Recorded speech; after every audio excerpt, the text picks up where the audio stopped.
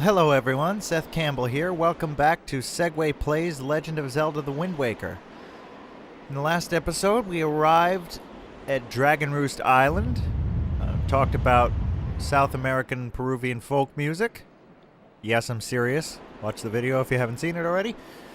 And talked to the Rito tribe and learned that the Great Valu, the sky spirit dragon who lives atop this island, is very upset, and when he's upset they can't get him to give them scales which allow them to grow their wings. And we talked to the chieftain's son, Prince Komali, who seems very unenthusiastic about trying to approach Valu again. And Medli, a young woman who is an attendant in training to Valu, asked us to meet her here at the entrance to Dragon Roost Cavern, and so here we are.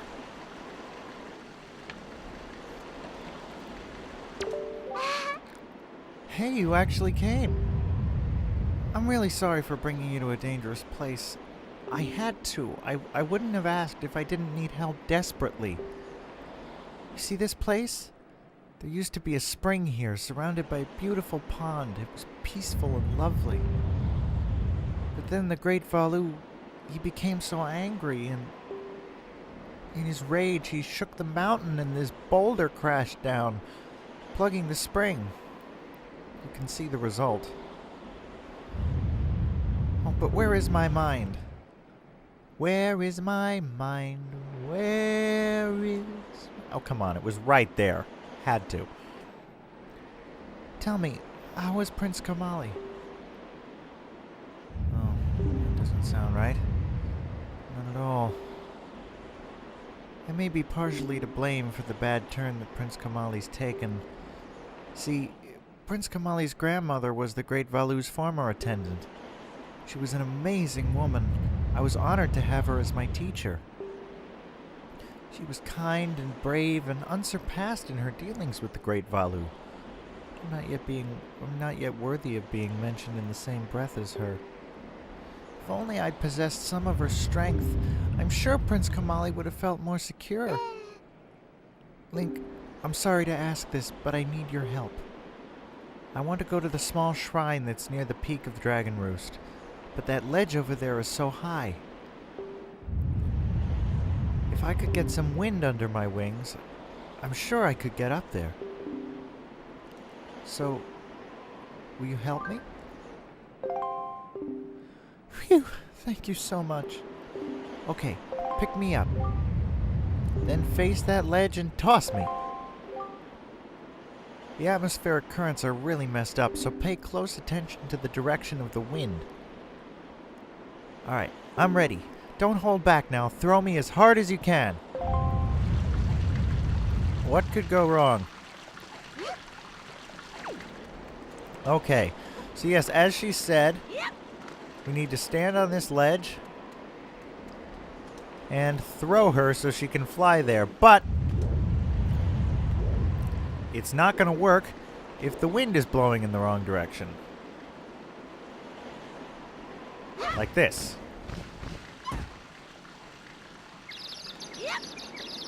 I'm really sorry, Medli. I'm really sorry. I had to show the viewers, you understand. Okay, that didn't exactly work. Let's try once more.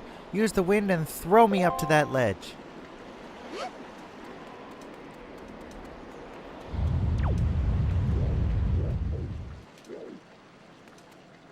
Okay. And so it blows right, left, and then forward.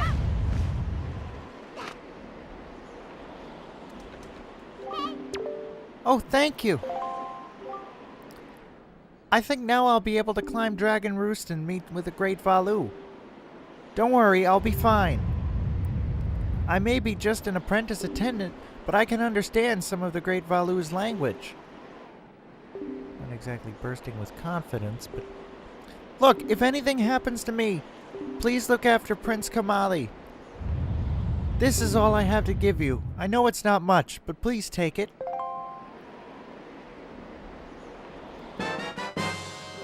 You got an empty bottle. Set it to and use it with Y, Z, or X. Bottles are great for carrying water and holding other things. Oh, and please don't tell anyone that I'm climbing Dragon Roost. It'll be our secret, okay?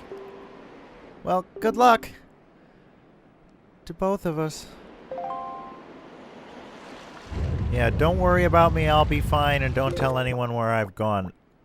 Does anything involving those sentences being said, does anything like that ever work out as planned? I'm just saying.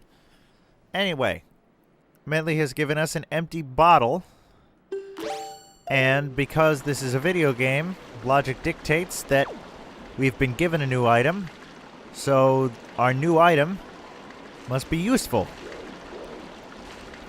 And it must be what we need to continue forward. So, the description of it said something about carrying water. You filled your bottle with water. Try pouring it on something that looks dry and withered. Well, this whole place looks dry and withered at the moment, but perhaps, if you recall, when we first walked into this area, there were dried up little buds on the ground. And I wonder if we were to pour water on them, why, it's a bomb flower. And that rock... Uh-oh.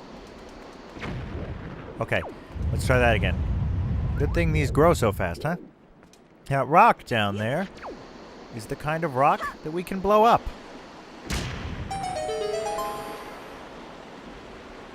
And there's the spring. You know, I was having this discussion with my brother the other day. I can't remember if I heard someone else say this or if it's one of those things I thought of on my own. So if I'm stealing this from anybody, my apologies.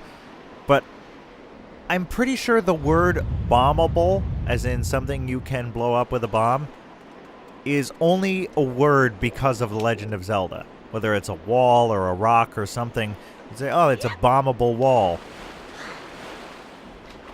You know, I don't think bombable as a word really exists, or at least existed, outside of The Legend of Zelda. It's probably spread now, but... yeah, so an interesting thought there. Now,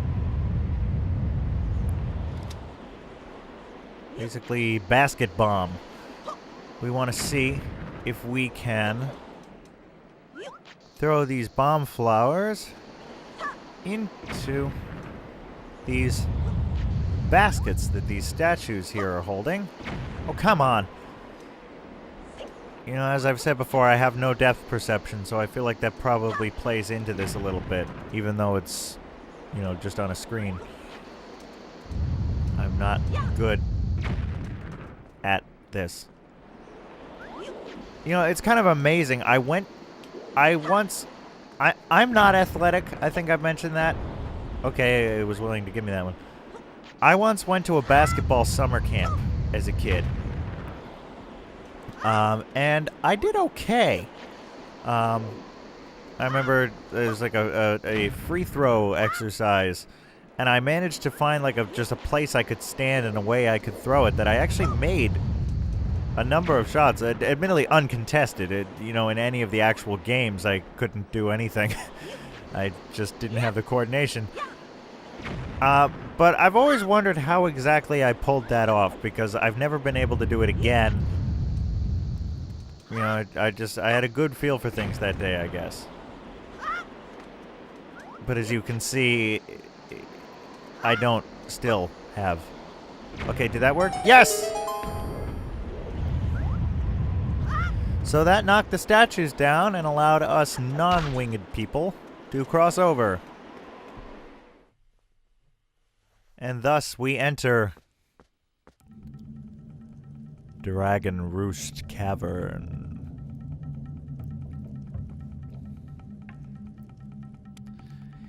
Yes, this is depending on who you listen to, either the first or second dungeon of the game. Some argue that the Forsaken Fortress is the first dungeon. I mean, I can see that, but to me this is... And I guess technically I feel like this should be considered the second dungeon. But it's always kind of felt like the first to me. And I'll talk about why a little later. So... we seem to be stuck. But, as always, when you see these little slots in the ground... we can pull these blocks that have these creepy dragon heads on them. Now you may notice the ambient noises, if you can really call it music, I guess. If you've played Ocarina of Time, you'll recognize them from Dodongo's Cavern.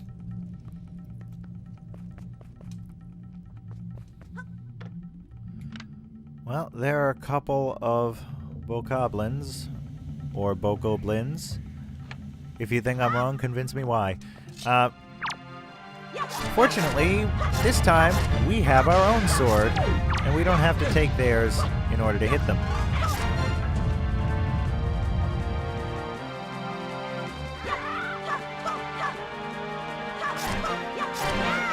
Goodbye!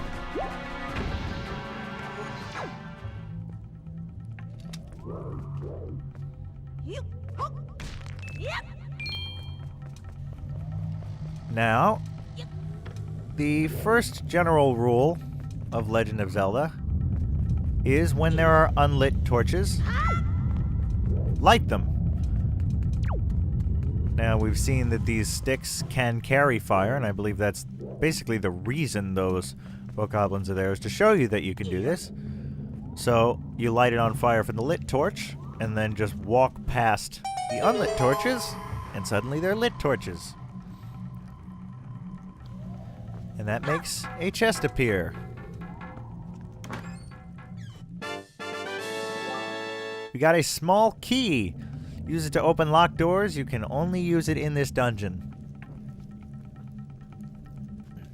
This is the first dungeon to use keys, which is another reason I kind of feel like it's the first real dungeon. And wouldn't you know... Oh. I was aiming for the other pot, but... wouldn't you know, there's a door with a lock. The other interesting thing we just saw is that those jars with the water droplets on them in there contain water. And in a place that appears to be so full of fire, water is probably going to be useful. Now, the way forward is boarded up, but it looks pretty flimsy, so we can just hit it with our sword. And oh boy. A lot of fire and a lot of lava, and this is not the place to be if you're afraid of heights. Which in the real world I am. So, we're here now, and we're gonna have to do something about it. Oh, no, no, no! Yeah, that's what happens if you fall into the lava. Basically, you get burned, and you're still smoking, but you basically get warped back to the last door you walked through, and you lose a quarter heart. Now here's a new door up here, but we don't have a key for it. So, we have to be totally reckless and jump between the gaps on platforms over lava. You're not going to catch me doing that. Link, on the other hand, fortunately has a reckless disregard for all basic safety, and that makes this game playable. So as always, there's a block down there. You know, you can pull a block. Now this ought to go without saying. Don't jump when there's a big pillar of fire. The other thing you want to be careful of, particularly when fighting these keys, is that it's possible to cut these bridge ropes. And if you're particularly dedicated to stupidity, you could cut every rope on this bridge and fall down. Of course, the bridge will respawn as soon as you do, but, you know, save yourself some time and ridiculousness and don't do that. Meanwhile, bombable rock plus bomb flowers equals obvious path forward.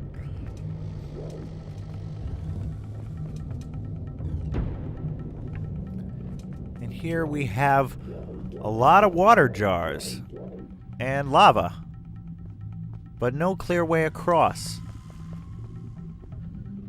Now, physicists may want to look away. But if you throw a jar of water into the lava, it will create a rock platform, a cooled rock platform that you can stand on. And this chest gives us the dungeon map. Like I was saying in the Forsaken Fortress, you usually get this first, and it's very helpful. Green areas are the ones you visited, the flashing area is your current location, etc. Yeah, I'm pretty sure for those of you crazy enough to climb the inside of volcanoes, which, you know, is not actually possible to begin with, I'm pretty sure just throwing a jug of water on the lava is not going to provide you with a safe path across. Now, what in the world is that? Well, if you remember the pictographs on Lenzo's wall, that is a choo-choo. Unfortunately, we did not get the item that it can drop. I feel like you usually get that on the first one, but maybe I'm wrong. Now, watch that. That is actually an important clue that I missed as a kid. The thicker boards were broken by this Bokoblin's much bigger sword. Our sword would not have broken through those. See? I don't know exactly what I thought, you know, it was supposed to do or whatever, but basically, you pick up their weapon, which is much heavier than ours, swing it, and there you go. Kids, don't throw swords.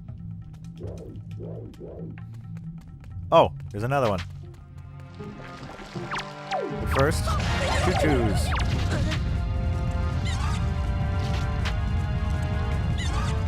Now, oh, this is the item. You got some red chew jelly. Keep it in your spoils bag. This gelatinous goo comes from deep within red choo-choos. It is effective as a cure for exhaustion, but it can't be used in its current state. Well, we know a certain mad scientist back on Windfall Island who makes a specialty of chew jelly.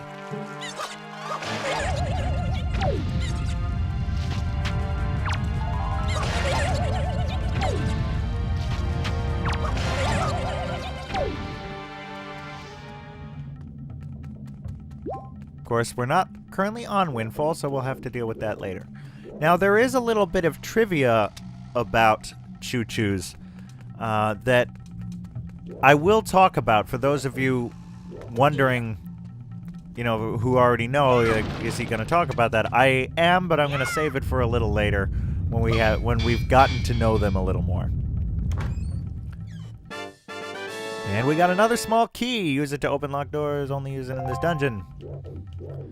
So yeah, so this type of chest that's usually, you know, small stakes like rupees and such, does in fact give us keys, which are very important. Now, we have here a bombable rock and bomb flowers growing out of the wall. However, we cannot reach them, and in an effort to not blow ourselves up, perhaps we can set one off. If I had better aim, perhaps we could set one off. If I had better aim and a little bit of depth perception, we could set one off. If I had even the tiniest modicum of luck on the last rock, we could set one off.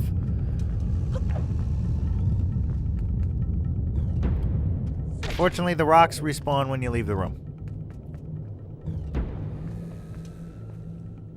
As I was saying.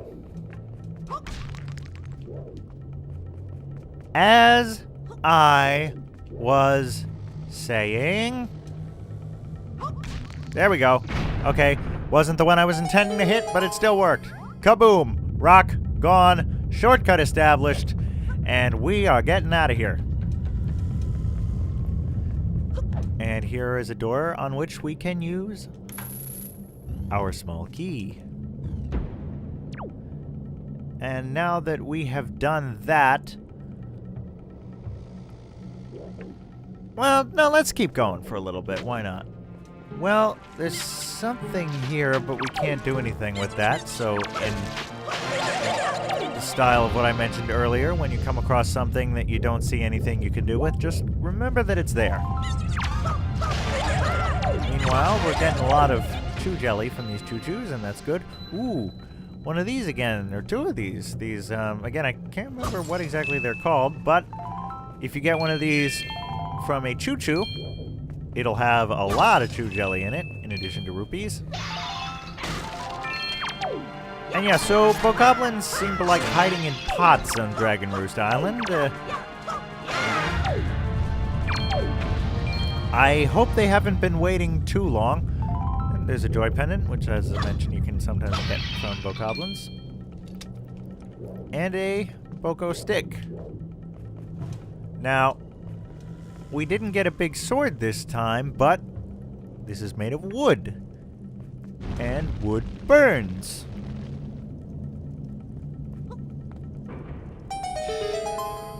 Simple, really. And we have made it outside. And so, I think with that, we have made significant progress into the first real dungeon, if you will, of this game. And so, I think we're going to call it right about here. And we will continue to climb through the volcanic mountain that is Dragon Roost Island in the next episode. So, I'll see you then.